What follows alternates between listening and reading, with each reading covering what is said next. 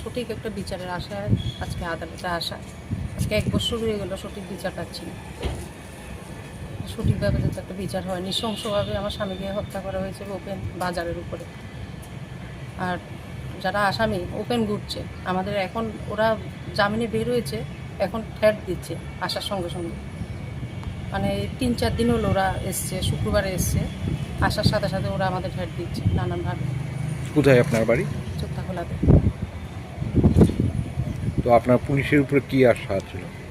ওদের উপরে কোনো একদিন বিশ্বাস ছিল, এখন তো ওরা ওপেনে আমাদের থ্রেট দিচ্ছে। পুলিশের যদি সহযোগিতা থাকতো ওরা এভাবে খুল্লমখুল্লা ঘুরতেও না, আমাদের এভাবে থ্রেট দিতে পারতো না ওরা। কারা কারা দেশের নামগুলো জানেন? নামগুলো? পিঙ্কু পোদ্দার, মনোরঞ্জন ত্রিপুরা, প্রদীপ নম, বাবুল দাস, বিশুরঞ্জন দাস, অমল দাস, যজ্ঞেশ্বর দাস, আরেকজন মিঠুন দেবনাথ, আজও অধরা।